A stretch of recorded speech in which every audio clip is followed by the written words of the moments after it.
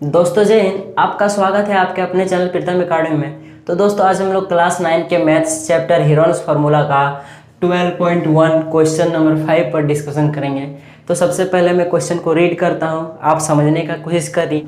एक त्रिभुज की भुजाओं का अनुपात 12:17:25 है और उसका परिमाप 540 सेंटीमीटर है। इस त्रिभुज का क्षेत्रफल ज्ञात कीजिए। अब यहाँ पे सबसे पहले सोचने वाली बात यह है कि त्रिभुज तो है भाई, लेकिन त्रिभुज की भुजाएं नहीं है। भुजाएं दी हुई भी है तो किसमें? अनुपात में। तो चलिए सबसे पहले एक त्रिभुज को ड्रॉ करते हैं। ये मैंने एक प्यारा सा त्रिभुज ड्रॉ कर लिया है। अब जो इसकी भुजाएं हैं इसका अनुपात क्या दिया हुआ है? 12:17:25। ये आपकी भुजाएं अनुपात में दी हुई है, लेकिन आप सबों को पता है कि अनुपात से काम नहीं चलेगा। आपको हीरोन्स फार्मूला से इसका एरिया ज्ञात करना है और क्वेश्चन में आपको इसका एरिया ज्ञात करने को कहा है। तो उसके लिए आपको क्या चाहिए? इनकी भुजाएं चाहिए। और चूंकि तो भुजाएं ये तो अनुपात में दी हुई है, तो हम लोग को इसकी भुजाएं कहाँ से आएंगी? सबसे पहले बात सोचने वाली ये है। तो उसके लिए आपको यहाँ पे भुजाएं ज्ञात करने के लिए परिमाप दे दी गई है। लेकिन अब आप बोलेगा सर परिमाप तब काम आएगा जब इसकी ओरिजिनल भुजा आ जाएगी हमारे पास। ये तो डुप्लीकेट भुजा दी हुई है, अनुपात में दी हुई है। तो सबसे पहले आपको ये समझना है कि अनुपात आखिर है क्या, और इस त्रिभुज में इस भुजाओं का अनुपात दिया हुआ है तो आखिर इसका क्लियर कॉन्सेप्ट है क्या। तो इसको समझने के लिए मैं आपको एक एग्जाम्पल देता हूँ, आप थोड़ा गौर से देखिए। आप सोचिए कि ये जो मैंने त्रिभुज जो ड्रॉ किया है, अगर इसकी ये भुजा अगर 12 सेंटीमीटर होती, चलिए अभी 12 रहने दीजिए, अगर ये भुजा अगर आपकी 24 होती और ये भुजा अगर 36 होती, तो फिर इसका अनुपात क्या होता? सबसे पहले ये समझिए तब आप क्वेश्चन में जो अनुपात दिया हुआ है उसको आप समझ जाइएगा। तो अनुपात जो होता है ना बाबू, इन त्रिभुज की जो भुजाएं हैं 12, 24, 36, इनका सबसे छोटा से छोटा रूप होता है। कैसे? सो देखिए, मैं इन भुजाओं को यहाँ लिख रहा हूँ 12, 24, 36। ये क्या है? ये तीनों भुजाएं हैं। इनका सबसे छोटा छोटा रूप क्या होगा? और आपको पता है ये क्या है तब, यानी कि जब वो छोटा छोटा रूप आपको मिलेगा तो यानी कि ये क्या है? आपका बड़ा रूप है। तो बड़ा रूप से छोटा रूप में जाने के लिए आप लोग को पता है हम लोग क्या करते हैं? भागा का काम करते हैं। तो अगर हम लोग इन तीनों भुजाओं को अगर हम 12 से भागा दे दें, मैंने क्या कहा? इन तीनों भुजाओं को अगर हम 12 से भागा दे दें तो क्या आएगा? 12 को इससे भागा दीजिए, 1 आएगा, इसको भागा दीजिए 2 आएगा, इसको भागा दीजिए 3 आएगा। तो ये जो आया आपका 1, 2, 3, ये क्या है? 12, 24, 26 का सबसे छोटा रूप है, क्योंकि 1, 2, 3 और किसी से भी नहीं कटेगा। यहाँ तो 12 से भी कट रहा था, 24 से भी कट रहा था, 36 से भी कट रहा था, लेकिन 1, 2, 3 ये तीनों ऐसी संख्याएं हैं, ये तीनों किसी से भी नहीं कटने वाली है। तो यानी कि आप बोल सकते हो कि ये जो भुजाएं हैं इसका छोटा रूप क्या है? 1, 2, 3, और यही जो छोटा रूप है इन भुजाओं का अनुपात है। यानी आप बोल सकते हो 12, 24, 36 जो ये भुजाएं हैं इसका अनुपात 1:2:3 है। तो ओवरऑल आपको क्या समझ में आया कि इन भुजाओं का छोटा रूप ही अनुपात होता है। 1, 2, 3 ये अनुपात है इन भुजाओं का। तो और सबसे पहले आपको सोचना ये है कि आखिर ये छोटा रूप आया कहां से। तो हम लोगों ने, मैंने अभी थोड़ा देर पहले बताया कि छोटा रूप में आने के लिए हम लोग किसका काम करते हैं? भागा का काम करते हैं। आप यहाँ पे देखिए, हम लोगों ने 12 को 12 से भागा दिया तब आपका 1 आया, 24 को 12 से भागा दिया तब 2 आया, 36 को 12 से भागा दिया तो 3 आया। यानी जब हम लोगों ने इन भुजाओं को 12 से भागा किया तब जाके ये अनुपात प्राप्त हुआ। किसका? इन भुजाओं का। तो अगर भागा देने पर, 12 से भागा देने पर अनुपात प्राप्त होता है, और अगर इन अनुपातों में अगर हम लोग 12 को गुना कर दें तो फिर से हम लोग को भुजाएं मिल जाएंगी। मिलेगी कि नहीं? अगर हम लोग को भुजा से अनुपात में आने के लिए भागा करना पड़ रहा है तो अनुपात से भुजा में जाने के लिए क्या करना पड़ेगा? गुना करना पड़ेगा। क्या गुना करना पड़ेगा? जिस संख्या से भागा देकर, यानी 12 से जो हम लोगों ने भागा दिया उससे जो अनुपात प्राप्त हुआ, तो वही संख्या को यानी 12 को अगर हम लोग फिर से गुना कर दें इन अनुपातों से तो फिर से हम लोग को भुजाएं प्राप्त हो जाएंगी। हो जाएंगे कि नहीं, एकदम हो जाएंगे। अब आपके मन में यहाँ पे एक सवाल आया होगा कि सर आपने 12, 24, 36 को 12 से भागा दिया, आप चाहे तो 2 से भी तो भागा दे सकते थे। तो देखिए उससे भी आप दे सकते हैं, कोई इसमें मेजर इशू नहीं है, समझने का सिर्फ कॉन्सेप्ट है। ये 12, 24, 36 क्या है, ये सारे भुजाएं, आप इसको पहले 2 से भागा दीजिए, क्या आ जाएगा 2 से 12, 12 दूनी 24, 8 36, ये आएगा आपका। अब इसको आप और एक बार 2 से भागा दे सकते हो, ये 2 से तीनों कटेगा, काटिए 2 3 6 2 4, 2 से 12 2 18। अभी और एक बार 3 से कटेंगे, 3 1 3, 3 2 6, 3 3 9। ये आप बोलिएगा कि सर आपने इस तरह क्यों नहीं किया, आप डायरेक्ट 12 से भागा क्यों नहीं दिया। तो आप यहाँ गौर करके देखिए, 2 2 3, इन तीनों का आपस में गुना कीजिए तो 2 2 4 4 12 ही आया ना। तो आप चाहे इन भुजाओं से अनुपात में आने के लिए, ये क्या अनुपात है, इन भुजाओं से अनुपात में आने के लिए चाहे आप डायरेक्टली 12 से भागा कर लीजिए, चाहे इन छोटी छोटी अभाज्य संख्याओं से भागा, बात आपका बराबर है। लेकिन आपका क्वेश्चन इस टाइप का है कि हमको समझाने के लिए डायरेक्ट 12 से गुना करना पड़ा, इसीलिए आप 12 पे ध्यान दीजिए, आप इस पे ध्यान मत दीजिए। तो आपको क्या समझ में आया कि अगर हम लोग इन भुजाओं से 12 को भागा कर दे तो अनुपात ज्ञात हो जाएगा, और इस अनुपात में अगर 12 को गुना कर दे तो ये भुजाएं प्राप्त हो जाएंगी। तो और एक चीज आपको सोचने की बात है, यहाँ पे देखिए ये 12 जो है तीनों में कॉमन है कि नहीं, इसमें भी 12 को भागा किया गया, इसमें भी 12 को भागा किया गया, इसमें भी 12 को भागा किया गया। आखिर ऐसा क्यों किया गया, क्योंकि आपको वह संख्या सोचना है जिससे इन तीनों को भागा लग जाए, यानी ये तीनों वह संख्या से कटे, और ये 12 जो है ये तीनों को काटती है, यानी कि आप बोल सकते हो 12 इन 3 संख्याओं में कॉमन है। अब हम लोग क्वेश्चन पे आते हैं, क्योंकि आपको तो ये कॉन्सेप्ट समझ में आ गया, भुजा से अनुपात में जाना है तो गुना करना पड़ेगा, भागा करना पड़ेगा, और अनुपात से भुजा में जाने के लिए गुना करना पड़ेगा। तो अब हम लोग क्वेश्चन को समझते, देखिए क्वेश्चन में इनका अनुपात दिया हुआ है, क्या दिया हुआ है, अनुपात दिया हुआ है, इस त्रिभुज का अनुपात दिया हुआ है, क्या दिया हुआ है 12 अनुपात 17 अनुपात 25, ये आपका अनुपात दिया हुआ है। और आपको कोई भुजा नहीं दी हुई है, बस परिमाप दिया हुआ है, और आपको यह भी नहीं बताया है कि इन अनुपात में क्या गुना किया जाए कि फिर से भुजा प्राप्त हो जाए। जैसे मैंने भी थोड़ा देर पहले बताया, उसमें 12 गुना करने पर अनुपात में 12 गुना करने पर फिर से भुजा प्राप्त हो जाता था। उसी तरह इसमें आपको ये क्वेश्चन में नहीं दिया हुआ है कि क्या गुना किया जाए कि फिर से वो भुजा आपको मिल जाए। तो वह संख्या आप कैसे ज्ञात कीजिएगा, तो वह संख्या आपका परिमाप से ज्ञात होगा। कैसे ज्ञात होगा, सो देखिए आपको इतना पता है कि ये अनुपात में दिया हुआ है, इसमें हम लोग को कुछ संख्या गुना करना पड़ेगा जिससे इस त्रिभुज की रियल भुजा आपको मिलेगी। तो आप लोग को पता है, जो चीज हम लोग को पता नहीं रहता है उसको हम लोग क्या करते हैं, कोई चर की संख्या ले लेते, जैसे माना x बराबर ये, जैसे आपको अगर पता नहीं है कि इसकी लंबाई इतनी मीटर है तो आप लोग क्या बोलते हैं, माना इसकी लंबाई बराबर x मीटर। तो उसी तरह हम लोग क्या करेंगे, इसमें भी x मान लेंगे क्योंकि ये जो अनुपात है इसमें हम लोग को क्या गुना करना है हम लोग को नहीं पता है, इसीलिए हम लोग लिख सकते हैं 12 में अगर हम लोग x को गुना कर देंगे, क्या करेंगे x को गुना कर देंगे तो हम लोग को फिर से वो 12 की भुजा प्राप्त हो जाएगी। फिर जब 17 में x को गुना कर देंगे, 17 में x को गुना कर देंगे तो फिर हमको 17 की भुजा प्राप्त हो जाएगी। 25 में x को गुना कर देंगे तो वो भुजा प्राप्त हो जाएगी। यानी कि आप बोल सकते हो 12 में x को गुना कीजिएगा तो कितना आएगा 12x, 17 में x को गुना कीजिएगा तो 17x, 25 में x को गुना कीजिएगा तो 25x।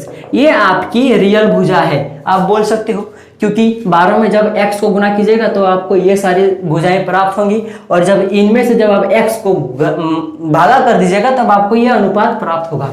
तो आप बोल सकते हो कि x गुना करने पर हमें भुजाएं प्राप्त होंगी। और अब बात रही x तो है यहाँ पे, पर x का कुछ मान नहीं है, यानी कि ये फुलफिल एक भुजा नहीं है, ये चर वाली भुजा है, चर और अचर दोनों मिक्स है इसमें। तो हम लोग इसको भुजा कैसे माने और इसमें हम लोग हीरोन के फॉर्मूला को कैसे बैठाएं, तो उसके लिए आपको x का मान ज्ञात करना पड़ेगा।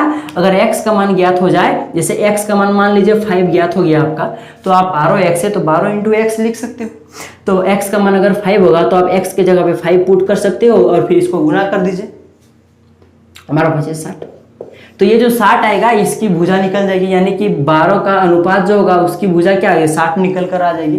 पर ये 60 होगा नहीं, ये मैंने समझाने के लिए लिखा है, इसका कोई दूसरा है। देखिए तो आपको ओवरऑल समझ में आया कि हम लोग x को अगर गुना कर देंगे तो हमें रियल भुजा प्राप्त हो जाएगी। लेकिन अभी हम लोग को क्या पता है कि 12:17:25 जो है इसमें हम लोग को x को गुना करना है, यानी ये भुजा आपकी क्या निकलेगी 12x, ये भुजा आपकी क्या निकलेगी 17x, ये भुजा आपकी क्या निकलेगी 25x, ये भी आपकी निकलेगी। तो आप इसको 12x मान लीजिए, इसको आप 17x मान लीजिए, इसको आप 25x मान लीजिए। जब तक के लिए हमारे पास x का मान नहीं आ जाता तब तक के लिए आप यही मान लीजिए, क्योंकि अनुपात में जब x को गुना करेंगे तब आपको रियल भुजा प्राप्त होगी। ये मैंने अभी आपको समझाया। तो अब हम लोग इसको कैसे ज्ञात करेंगे, क्योंकि जब तक x ज्ञात नहीं होगा तब तक भुजाएं ज्ञात नहीं होगी, और भुजाएं ज्ञात नहीं होगी तब तक हम लोग एरिया नहीं ज्ञात कर सकते। तो क्वेश्चन को चलिए सॉल्व करके समझते हैं। तो सबसे पहले हम लोग एक काम करते हैं, हम लोगों ने अभी क्या किया 12x को ओरिजिनल भुजा मान लिया, जबकि ये 12x रियल में इसकी ओरिजिनल भुजा नहीं है, आपको पता है। तो क्या लिखेंगे हम लोग, माना भुजा a इक्वल टू, अब a क्या है, ए बी सी त्रिभुज की 3 भुजाएं होती है, तो आप इन तीनों भुजाओं में से किसी को भी ए बी सी मान सकते हो। मैं इसको ए मान लेता हूँ, इसको बी मान लेता हूँ और इसको सी मान लेता हूँ। ये भुजा ए, ये भुजा बी, ये भुजा सी। चलिए, तो ए का मान हम लोगों ने माना, क्या माना 12 इंटू एक्स, क्या माना 12x, बी क्या माना हम लोगों ने 17x, सी क्या माना हम लोगों ने 25x। यहाँ तक आपको समझ में आ गया कि हम लोगों ने x क्यों माना और भुजाओं को हम लोगों ने इस तरह माना है।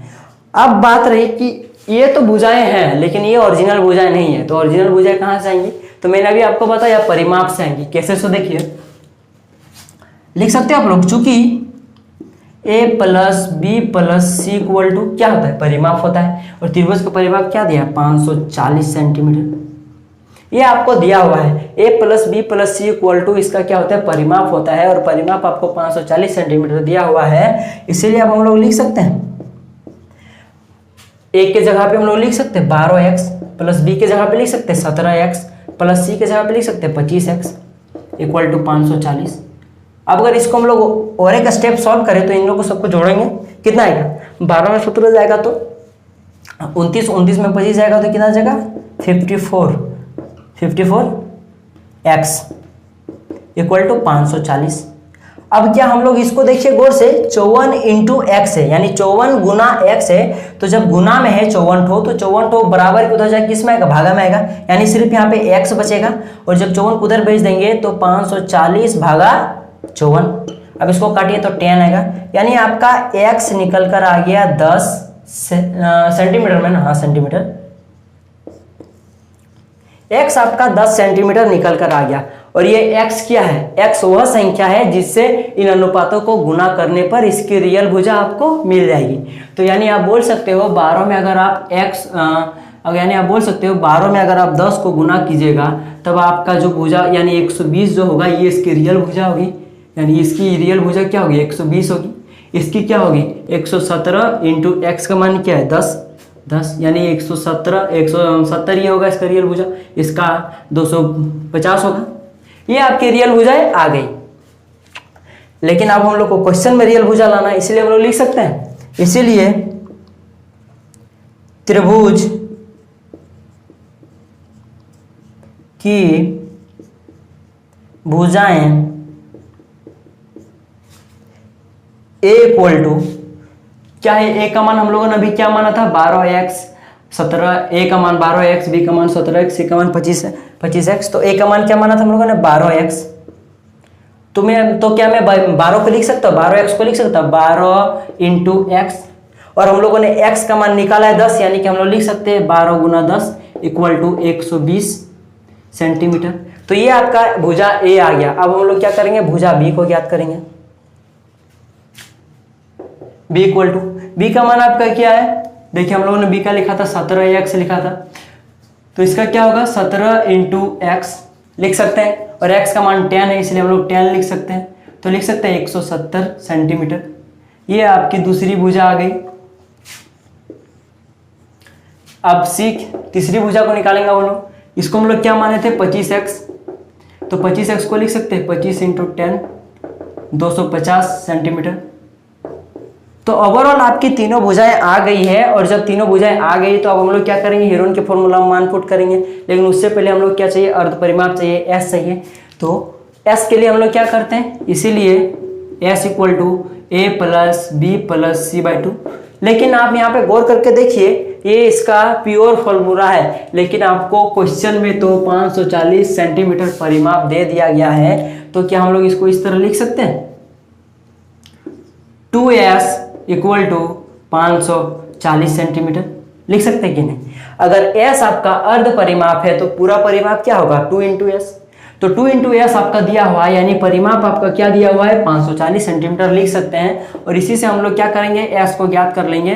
तो s इक्वल टू क्या होगा, ये 2 देखिए 2s के इंटू में है तो उधर से क्या होगा, भागा में होगा, तो यानी 540 भागा 2 होगा कि नहीं। चलिए 2 दूना 4, 2 से 14, यानी कि आपका s इक्वल टू आपका यानी अर्ध परिमाप आपका 270 सेंटीमीटर आ गया। ये आपका अर्ध परिमाप आ गया इसका। अब जब अर्ध परिमाप आ गया तो हम लोग क्या करेंगे, अब हीरोन के सूत्र से क्या करेंगे, त्रिभुज का क्षेत्रफल याद करेंगे। तो हीरोन का सूत्र क्या होता है, root under S into S minus A into S minus B into S minus C होता है। तो चलिए अब फॉर्मूला लिखने से तो सिर्फ काम नहीं चलेगा, मान पुट करते हैं इसमें। एस का मान आपका क्या आया, 270 सेंटीमीटर। चलिए 270 सेंटीमीटर, यहाँ भी इंटू का इंटू, एस का एस क्या है 270 माइनस ए क्या है आपका, देखिए ए आपका है यहाँ पे 120 सेंटीमीटर, 120, यहाँ भी 270, बी का मान क्या है आपका, देखिए 170 इंटू 270, सी का मान क्या है आपका 250। यहाँ तक हम लोगों ने सारे मान को पुट कर लिया। अब हम लोग नेक्स्ट स्टेप की ओर बढ़ते हैं। अभी रूट का रूट, तो आप लोग गौर करके देखिए, s into S minus A into S minus B into S minus C है, सारे इंटू में है, यानी कि यहाँ क्या गुना है, यहाँ भी गुना है, यहाँ भी गुना है। तो जब इन सारे चीज में गुना है तो यहाँ भी गुना होगा, यहाँ भी गुना होगा, यहाँ भी गुना होगा। अब यहाँ तो समझ में आइए आपको कि सारे यहाँ पे गुना में है। अब यहाँ पे और एक चीज गौर कीजिए कि ये जो ये रूट के अंदर में देखिए ब्रैकेट है, तो यानी हम लोग को सबसे पहले ब्रैकेट का काम करना पड़ेगा। और ब्रैकेट के अंदर चूंकि माइनस माइनस है, यानी कि सारे माइनस का काम करना पड़ेगा। तो चलिए हम लोग लिखते हैं 270 का 270 इंटू, क्योंकि मैंने भी बताया ये सारे क्या है, इनके बीच में इंटू है, गुना है। 270 का 270, ये ब्रैकेट में नहीं है इसलिए। अब देखिए ये जो ब्रैकेट में हम लोग क्या करना है, माइनस का काम करना है। अगर हम लोग 270 में 120 को माइनस करेंगे तो कितना बचेगा, 150 बचेगा इंटू। अब जब हम लोग 270 में जब हम लोग 170 को माइनस करेंगे तो क्या बचेगा, 100 बचेगा, ये इंटू है। अब फिर से जब हम लोग 270 में जब 250 को हम लोग जब माइनस करेंगे तो क्या बचेगा, 20 बचेगा। यहाँ तक सब आपको सबको समझ में आ गया। अब हम लोग को क्या करना है, अब हम लोग को इसका जोड़ा ज्ञात करना है। जब जोड़ा ज्ञात होगा तभी रूट के बाहर में आएगा। जिसका जोड़ा ज्ञात हो गया वो रूट के बाहर आ जाएगा, और जिसका जोड़ा ज्ञात नहीं होगा वो रूट में ही रह जाएगा। तो अब चलिए 270 को हम लोग क्या करेंगे, एक काम करते हैं, इसको सबसे छोटी छोटी अभाज्य संख्या के रूप में तोड़ लेते हैं। 270 चलिए 2 को लिखता हूँ, 2 3 6 2 10 135, फिर इसको मैं 30 देता हूँ, 4 3 15 5, ये आपका आया। 9 को भी मैं तोड़ सकता हूँ यहाँ पे, अब इसको 5 से फिर 9 से, यानी कि मैं 270 को लिख सकता हूँ 2 इंटू 3 इंटू 5 इंटू 3 इंटू 3 लिख सकता हूँ। अब चलिए 150 को तोड़ते हैं, 3 से 3 150, 5 से 10, इसको मैं लिख सकता हूँ 150 को मैं लिख सकता हूँ 3 इंटू 5 इंटू 2 इंटू 5 लिख सकता हूँ। अब बचा 100, तो 100 को क्या मैं लिख सकता हूँ 10 इंटू 10, और जो 20 है 20 को भी मैं लिख सकता हूँ